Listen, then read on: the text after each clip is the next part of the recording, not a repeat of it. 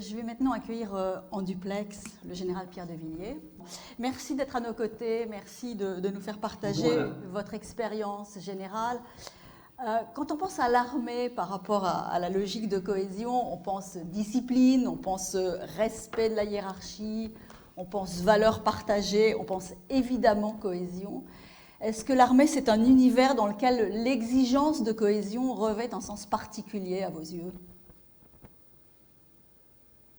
Oui, bien sûr, mais je voudrais d'abord remercier Sinopia, son président Alexandre Malafaille, pour qui j'ai une grande estime et une réelle amitié, et puis Xavier Bertrand, président de la région des Hauts-de-France, qui ne ménage pas sa peine pour sa région, ainsi que Jean-Pierre Le Tartre d'Entreprise et Cité. Moi, je vous félicite d'avoir maintenu cet événement. J'aime beaucoup la devise du maréchal de Latte, ne pas subir, et vous l'illustrez aujourd'hui.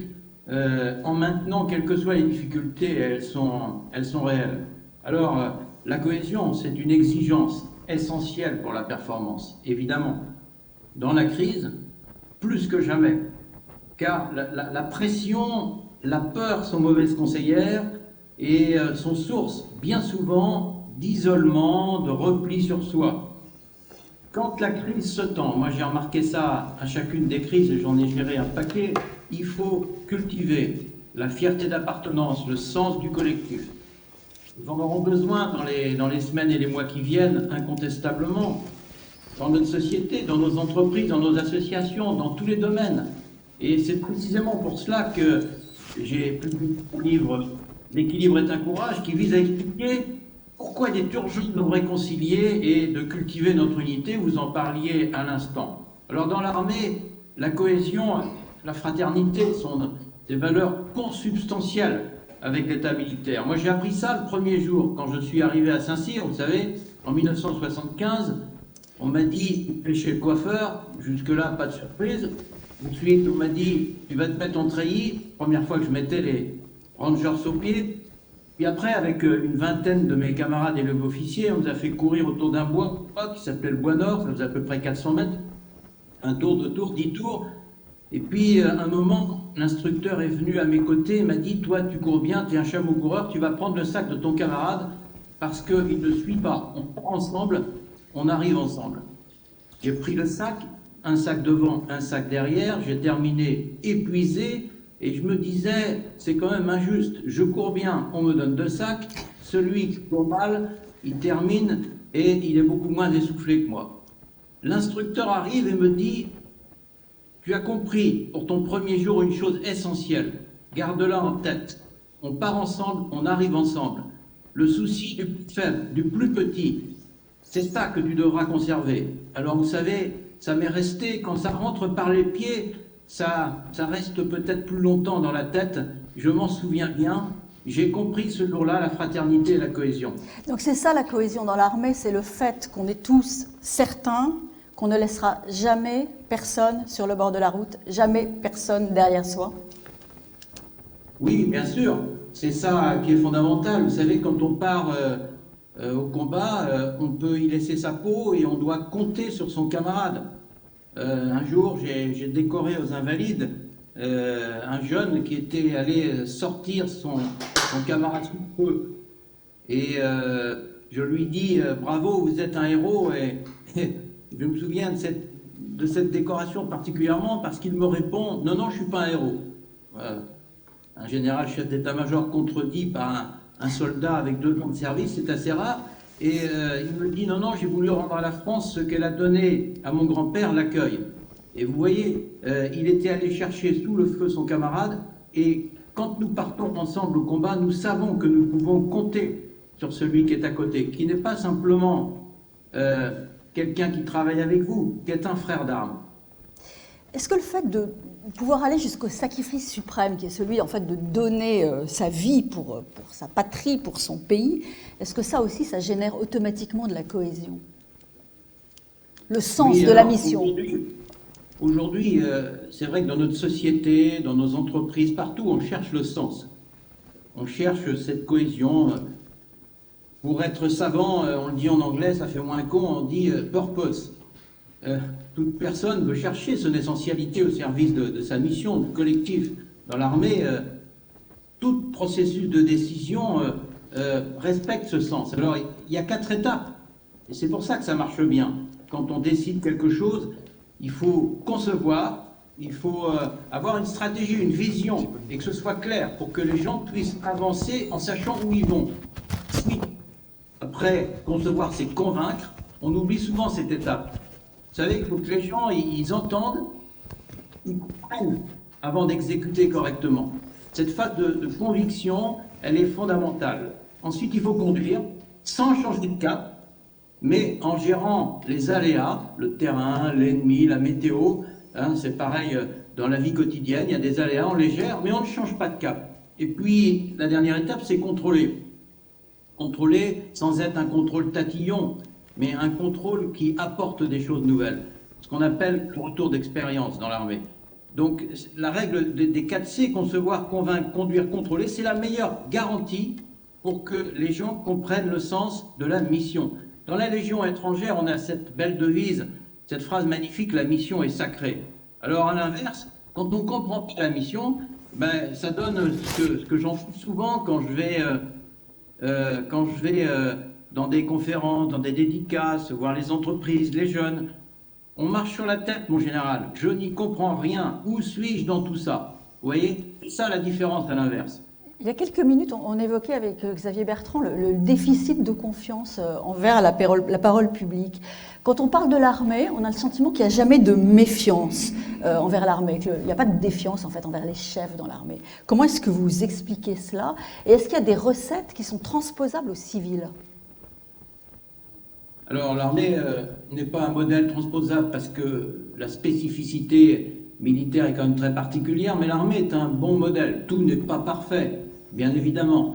Mais globalement, on a conservé peut-être la valeur essentielle de toute communauté qui est l'escalier social. Vous savez, avant je disais l'ascenseur social, mais quelqu'un m'a dit, mon général, vous devriez dire l'escalier, parce qu'un ascenseur ça monte tout seul. Moi j'ai monté les marches, j'ai terminé adjudant-chef, mais chaque marche a été un effort.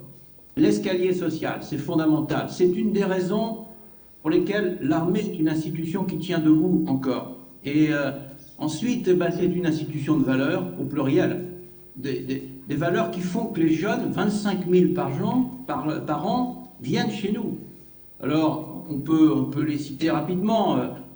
La première valeur, je crois qu'elle vient d'être évoquée par le président de région, Xavier Bertrand, c'est la sincérité, l'authenticité, la vérité, la loyauté. Vous voyez, on peut lui faire confiance. Ça, c'est fondamental. Ensuite, l'esprit d'équipe. Les jeunes aujourd'hui sont très solidaires, mais aussi solitaires. L'individualisme est terrible. Retrouver cette fraternité, cette cohésion. Vous en parliez, Alexandre, tout à l'heure, cette intelligence collective, le caractère, le courage. Ça aussi, c'est une valeur qu'ils viennent chercher. On est parfois dans le ventre mou, dans la mode, le suivisme. Ils viennent chercher de la personnalité. Il faut que les choses soient claires, elles soient dites. Ensuite, l'autorité. L'autorité qui n'est pas l'autoritarisme, mais la justice, la vraie justice. Je suis bon, je suis récompensé, je suis mauvais, je suis puni. Et puis peut-être la considération, le respect. Vous savez, je vais souvent dans les cités, c'est le premier mot qui apparaît. On ne me respecte pas, ou je suis considéré. Ça, c'est très important. C'est ce qui donne la fierté individuelle. Enfin, le bon sens qui donne le sens. Moi, je crois que ce n'est pas un hasard sémantique. Ce pragmatisme, et non pas parfois ce dogmatisme de mots alignés les uns derrière les autres, incompréhensibles. Et puis, dernière valeur qui n'est pas dans l'air du temps chez les jeunes, c'est la détermination, le courage du temps long. Ce sont parfois des zappeurs, il faut leur apprendre à s'élever par l'effort, dans la durée. Et toute action est un succès quand elle est dans la durée. Voilà, institution de valeur au singulier, l'armée, l'escalier social, mais au pluriel aussi, avec des vraies valeurs. Alors, si vous étiez demain en responsabilité politique, s'entend, eu égard à votre expérience militaire, qu'est-ce que vous feriez différemment de ce qui s'est fait ces derniers mois pour restaurer la confiance et donc la cohésion nationale? Alors, ma démarche n'est pas de vouloir être en responsabilité politique, si j'ai publié ce livre, qui est un livre stratégique, c'est nullement un quelconque marchepied politique pour des échéances à venir.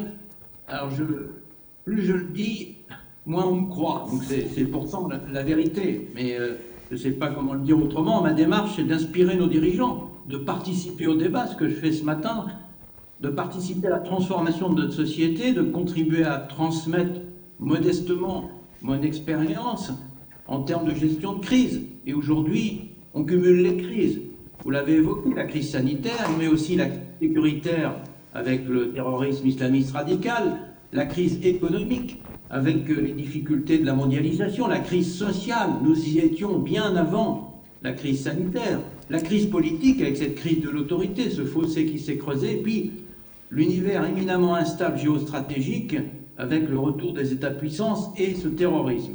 Alors, la crise, nous y sommes. Pour moi, il y a 4 mots-clés dans toute crise. C'est le fruit de mon expérience, je me permets de les livrer. Ces mots-clés restaurent la confiance, et la confiance, c'est le premier carburant de l'autorité. L'autorité, c'est le premier mot-clé. Alors, l'autorité, c'est ni la dureté froide, ni la mollesse tiède, qui sont les deux experts, mais ça vient du mot latin auctoritas, faire grandir, élever vers. C'est un mouvement du bas vers le haut. Et nous, on pense souvent autoritarisme. Autoritarisme, je décide, il exécute. Ça, c'est pas vrai, ça. Ça, c'est pas les grands chefs. L'autorité, c'est ce qui crée l'obéissance d'amitié, c'est-à-dire là où l'adhésion l'emporte sur la contrainte, le véritable engagement, c'est ce qui crée la performance humaine et la motivation. Alors, la crise sanitaire aujourd'hui, avec la mort qui revient au-dessus de nos têtes, l'homme redécouvre sa propre finitude. Eh bien, la crise sanitaire, c'est le retour de l'autorité. En tout cas, ça sera indispensable, en particulier dans les semaines et les mois qui viennent avec la sortie de crise. Deuxième mot, c'est la subsidiarité. C'est assez simple. On en parle beaucoup, on ne la pratique pas suffisamment. Chacun décide à son niveau ce qu'il est en droit et en devoir de décider. Tout ne remonte pas systématiquement. C'est ce qui fabrique la délégation, la proximité, l'imagination, la responsabilisation, l'innovation. Et puis le troisième mot qui réapparaît ces jours derniers, je m'en réjouis, c'est la stratégie. On est trop dans la tactique. La stratégie, prendre de la hauteur, prendre de la profondeur, donner une vision. Qui d'autre que le chef, le dirigeant peut donner cette vision, et c'est ce qui créera ensuite la motivation. Le quatrième mot qui est clé dans toute crise, ça a été évoqué tout à l'heure, c'est le leadership. Alors je n'aime pas parce que c'est un mot anglais, mais on n'a pas la signification française exacte. Il nous faut des chefs. Il nous faut des chefs qui soient des absorbeurs d'inquiétude et des diffuseurs de confiance. Vous voyez, pour moi, c'est la clé. L'autorité, la subsidiarité, la stratégie et puis le leadership. Donc ça, c'est des qualités de chef. Est-ce que les qualités d'un chef et d'un commandant militaire sont différentes à vos yeux des qualités d'un dirigeant d'entreprise? Alors, oui, bien sûr. On ne peut pas dire que ce soit exactement la même mission. Le sacrifice suprême plutôt que la rentabilité ou la performance économique, ce n'est pas exactement les mêmes fondamentaux. Mais quand même, moi je note qu'entre mes 43 années dans l'armée et mes 3 années dans le civil, il y a une parité de préoccupations, même contexte géostratégique, même problématique de leadership, de management, de transformation permanente de nos organisations, même accélération du temps, même révolution technologique, élargissement de l'espace, mondialisation, et puis surtout, plus important, même patte humaine, même jeunesse. Donc je crois qu'il y a une vraie parité de situation. Alors dans l'armée, on recherche l'adhésion permanente parce qu'on ne peut pas se permettre de reculer au combat. Eh bien, dans les entreprises, dans notre société, dans les associations, dans le sport, dans la culture, partout, ça doit être cette recherche de la confiance. Alors il faut... je le dis souvent, passer, en tout cas essayer de passer de manager à leader, de gestionnaire à chef, d'expert à dirigeant. Et pour ça, il y a presque d'hommes. Il faut compter sur le génie français. On a un pays génial avec des gens qui ont une imagination incroyable. On le voit dans cette situation singulière et difficile, mais je crois que ça sera la clé. Passer de manager à leader. On a trop de managers et peut-être pas assez de leaders. La différence, c'est quoi? C'est la stratégie. Le leader, c'est forcément un stratège par rapport à un manager classique. Oui, je crois que c'est la différence entre le vrai dirigeant et l'expert. Il faut des experts, bien sûr. Mais le rôle du dirigeant, c'est de dépasser l'expertise pour donner le cap. C'est d'être à la fois stratège, celui qui voit loin, mais aussi tacticien, capable de gérer la crise, sans rentrer dans le détail de la crise, en faisant confiance à ceux qui la gèrent et en étant celui qui unifie le présent avec la crise et le futur avec la planification et la vision. Tactique et stratégie, c'est deux mots que vous opposez ou pas? Ils sont complémentaires? Est-ce qu'aujourd'hui on remplace la stratégie par la tactique et la communication? Oui, on a trop de tacticiens et pas assez de stratèges, incontestablement. On le voit dans cette crise sanitaire. Ce dont nous manquons, c'est peut-être depuis le début une vision de la sortie de crise. Vous savez, moi, chaque fois que j'ai géré une crise, et ça faisait partie de mon dialogue avec les autorités politiques, quel est l'effet final recherché? Qu'est-ce que vous voulez après l'action militaire? Comment va-t-on restaurer la paix durable? Quel type de développement? C'est très important, ce continuum paix, crise, guerre, crise, paix. Et l'objectif, c'est la paix. L'objectif, c'est le retour à la situation normale. Il faut donc peut-être pousser un peu plus le curseur de la stratégie et arrêter d'aligner les mesures de crise les unes derrière les autres, jour après jour, sans que les gens ne puissent voir la sortie de crise. Parfois, mais je me permets d'être très modeste parce qu'aujourd'hui c'est extrêmement compliqué de diriger. Oui, est-ce qu'il n'y a pas des associations. Pardon, j'ai quand même le sentiment qu'on manque d'anticipation et qu'on court un peu derrière le virus comme derrière le terrorisme. Est-ce que c'est pas aussi parce qu'il y a une pression de plus en plus forte sur les dirigeants, quels qu'ils soient politiques, qu'ils soient dans l'entreprise, avec des risques aussi. On a beaucoup parlé là, du souci du politique et de nos dirigeants de se préserver par rapport à d'éventuelles poursuites judiciaires. Est-ce qu'il n'y a pas aujourd'hui une pression de toutes parts qui rend difficile d'être dans une logique de stratégie et pas de tactique? Oui, bien sûr, l'inquiétude, la pression, elle est partout, mais pour les dirigeants, elle est terrible. Quand on voit la situation et la stratification des crises que l'on évoquait, je crois qu'elle est terrible, incontestablement. Et absorbeur d'inquiétude, diffuseur de confiance, c'est difficile quand on dirige aujourd'hui. Il y a beaucoup de contacts avec les entreprises, les associations, et puis on voit ça au niveau de notre pays. Et pourtant, c'est la confiance retrouvée qui permettra de combler le fossé qu'il y a entre ceux qui décident et ceux qui exécutent. C'est cette confiance qui créera la cohésion et la vraie fraternité. Alors, il faut essayer de prendre de la hauteur. Je crois que sur ce plan-là, la présence du quotidien et de la crise au quotidien est un handicap pour nos démocraties, parce que nous n'avons pas le monopole de cette difficulté. Vous venez de publier un troisième ouvrage, vous l'avez évoqué tout à l'heure, en 3 ans, l'équilibre est en courage. En général, il y est question d'unité nationale, de réconciliation des Français. Quel lien établissez-vous entre l'unité et la cohésion? Oui, j'ai écrit ce livre parce que dans mes 2 tours de France que j'ai fait après mes 2 précédents livres, j'ai constaté quand même une dégradation de la situation, un délitement du creuset national, une multiplicité d'acteurs territoriales, sociales, économiques très profondes. Et j'ai essayé de me dire, au-delà du constat, parce que beaucoup de gens font des constats, mais des constats qui sont d'ailleurs anxiogènes, quelles sont les solutions, les grandes pistes stratégiques? Moi, je ne suis pas dans la tactique, je suis plutôt dans la stratégie. Eh bien, ça commence par l'éducation, avec le triptyque parents, professeurs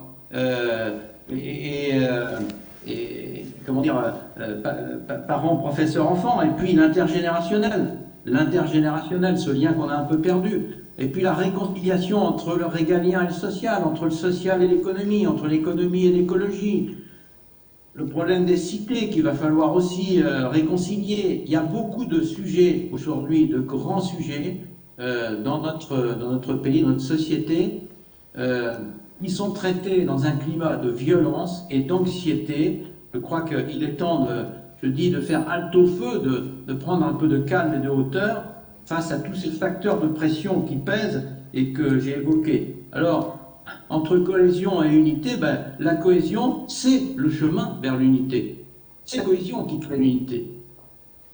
On est dans une société, on a coutume de le dire aussi, de plus en plus individualiste, de plus en plus fracturée. Il est trop tard pour retrouver ce sentiment d'unité, à vos yeux? Alors moi, oui, il n'est jamais trop tard. Je ne peux pas me résoudre à dire qu'il est trop tard. Il n'est jamais trop tard. C'est pas possible. Quand il s'agit de la survie ou de l'unité de la France, il ne peut pas être trop tard. Moi, je suis un patriote. J'ai été servir la France pendant 43 années.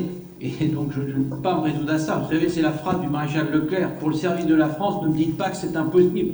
Rien n'est impossible. Alors, les fractures actuelles, paradoxalement, elles peuvent accélérer la prise de conscience, peut-être. La France a toujours, dans les moments difficiles, su se retrouver. C'est l'union sacrée de Clémenceau, c'est de là, c'est l'amalgame. On a des exemples. Espérons que cela se fera plutôt dans la paix que dans la douleur. En tout cas, il y a urgence, incontestablement. L'urgence, c'est de réconcilier les Français entre eux ou les Français avec la France?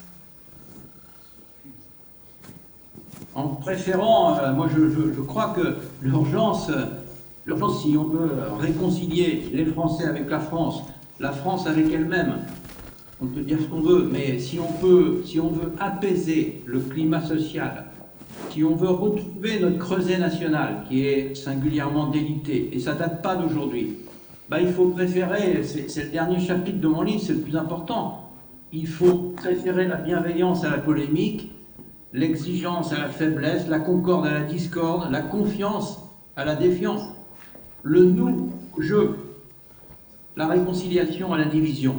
Il faut cultiver le meilleur équilibre.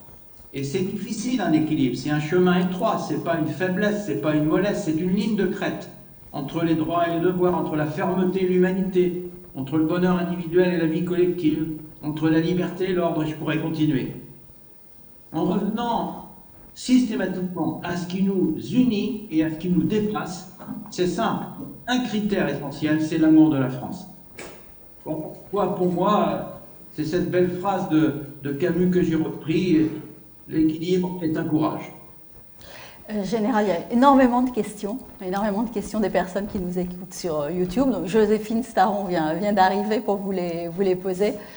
Bonjour Geneviève, bonjour Général. Alors effectivement, on a des questions de nos auditeurs sur YouTube. Parmi elles, j'aimerais vous en poser 3 notamment.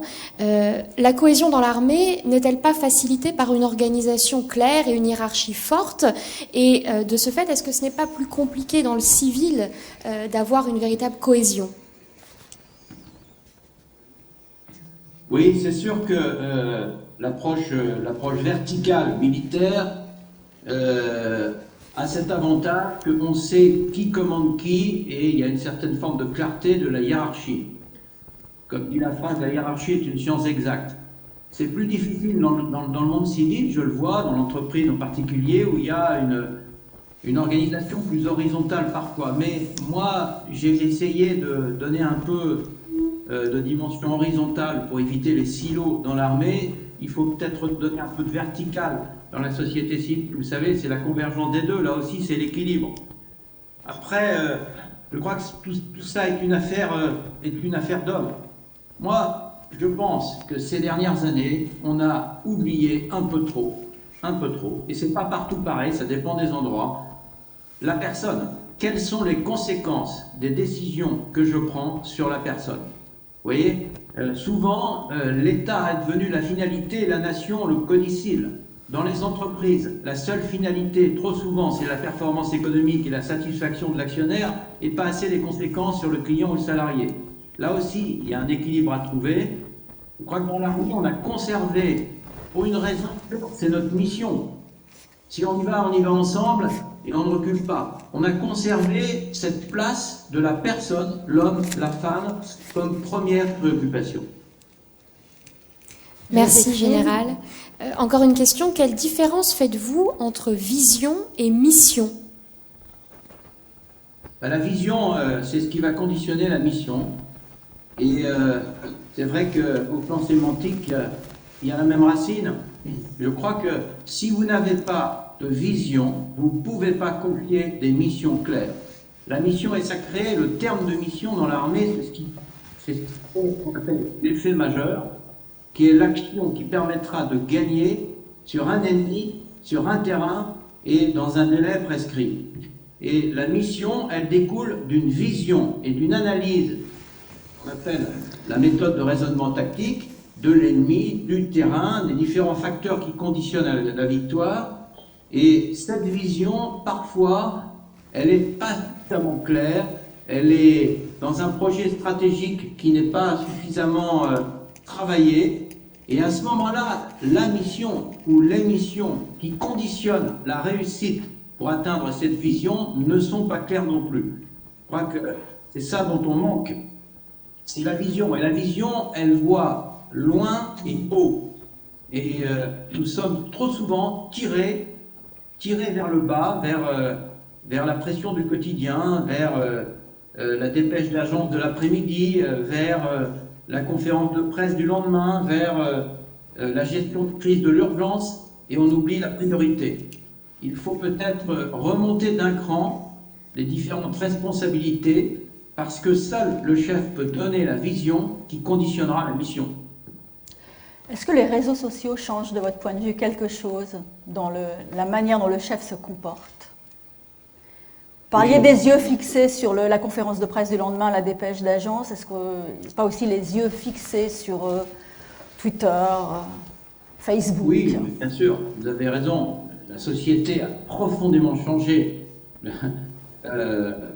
C'est absolument évident. Je crois que en quelques années, il y a une accélération fulgurante. Moi, je l'ai vu avec l'apparition de la menace cyber, de l'explosion de l'espace, des nouvelles technologies, les drones, le numérique, bien sûr. Et les réseaux sociaux, à certains égards, parfois asociaux d'ailleurs, parce que ça suscite un individualisme forcené et une violence incroyable, qui globalement sont une avancée, parce que finalement, en termes d'éducation, il y a des tas de choses que nos enfants apprennent par les réseaux sociaux.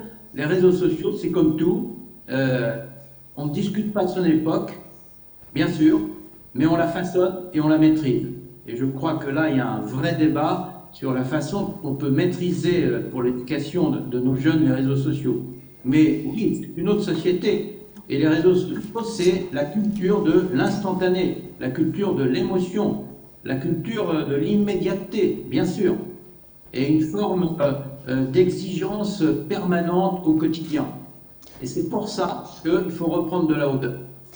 Et le chef doit y résister à ces réseaux sociaux, il doit les amadouer, comment il doit se comporter face à eux? Les utiliser aussi? Le terme que j'utiliserais, c'est la maîtrise. La maîtrise de soi, la maîtrise des réseaux sociaux. C'est pour ça que la phrase de Camus, elle est formidable, parce qu'un homme équilibré, il dit un homme équilibré, on dit on se moque de lui, etc. Moi, je pense que ce dont on manque, c'est de l'équilibre. C'est pas de l'équilibrisme, c'est de l'équilibre, tout simplement. Les réseaux sociaux, c'est comme tout ce qui est excessif et sans valeur, il faut l'utiliser, bien sûr, il faut en bénéficier, mais avec une maîtrise parfaite de l'outil et de ses conséquences potentielles dans les effets pervers. C'est tout simple, mais c'est une leçon de vie, les réseaux sociaux. Joséphine, vous avez encore des questions? Nous avons une dernière question. Général, comment expliquez-vous la défiance qu'on observe aujourd'hui dans la société française vis-à-vis de l'autorité, et notamment l'autorité politique? Alors là, effectivement, on voit bien que ça s'est profondément dégradé depuis les années 70.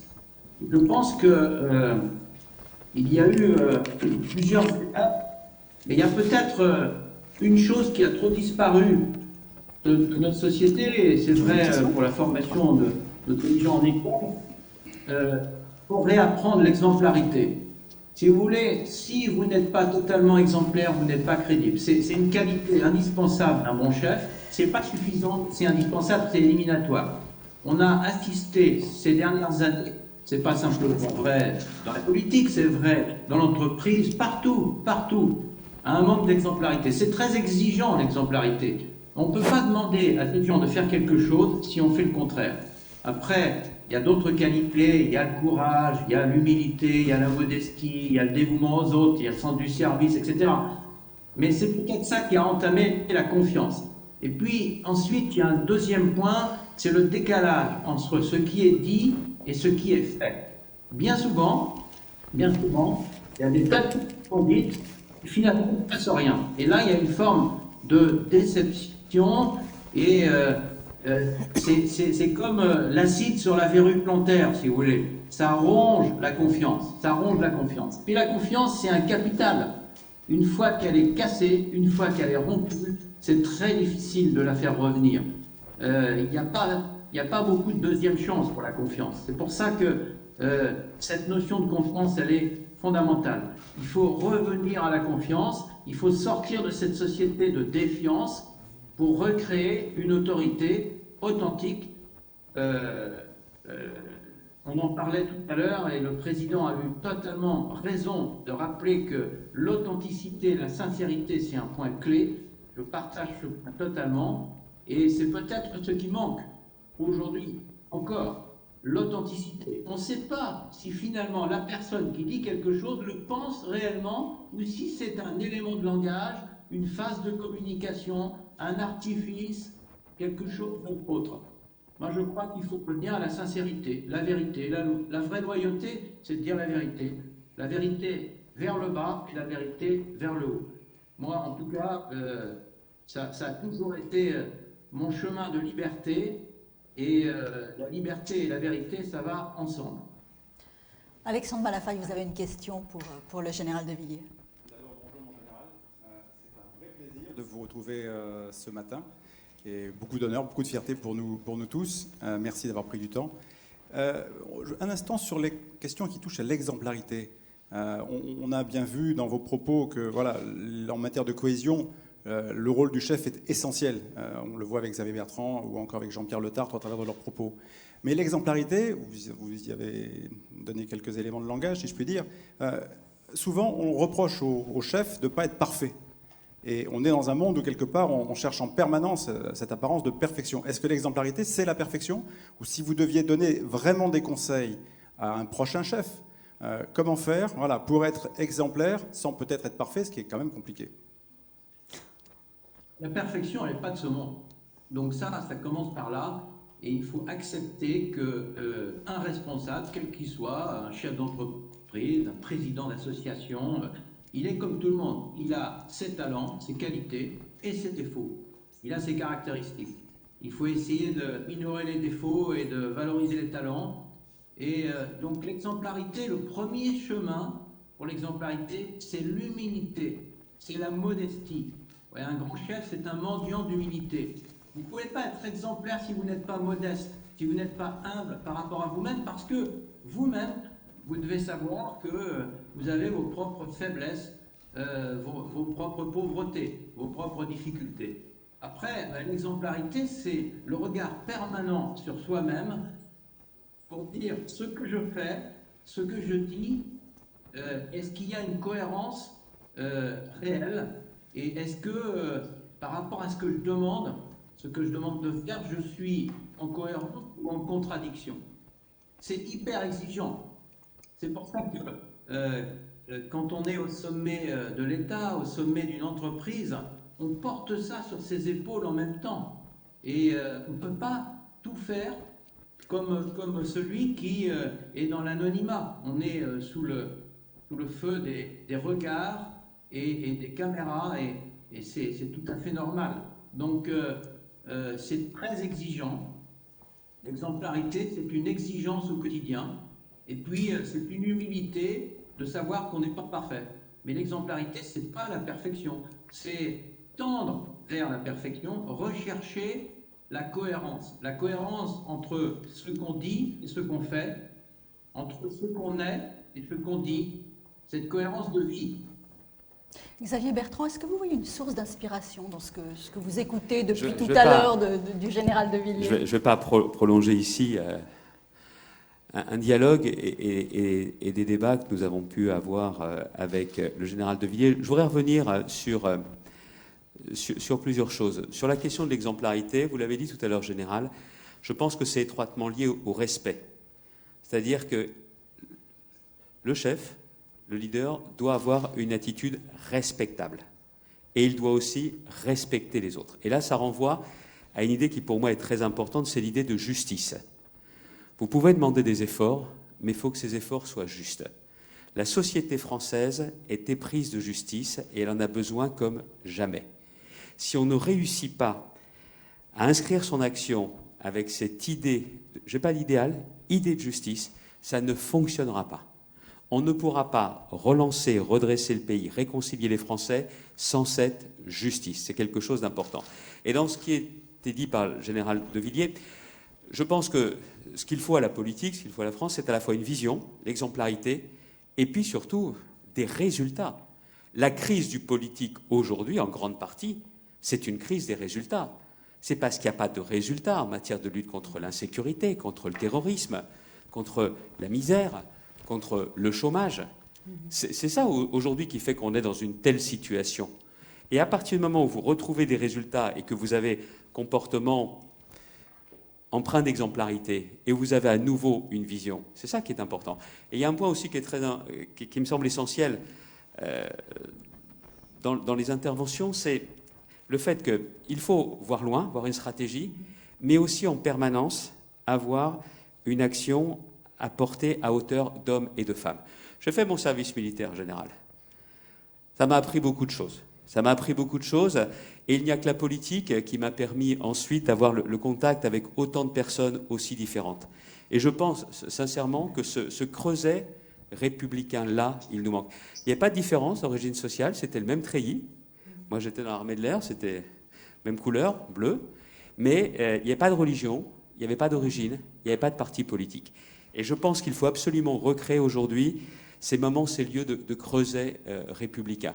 Mais ce n'était pas seulement l'idée de la République. Non, c'était aussi, même quand on était appelé, c'était la France. Et je pense qu'il ne faut pas se tromper aujourd'hui sur les notions. Vous avez parlé un peu d'une forme de réhabilitation de la politique, de valeur, du mérite.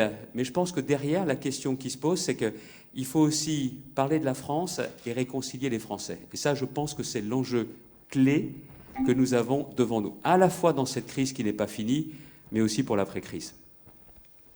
Général de Villiers, vous êtes d'accord? Ça sera le mot de la fin. Vous êtes d'accord avec ce que vient de dire Xavier Bertrand?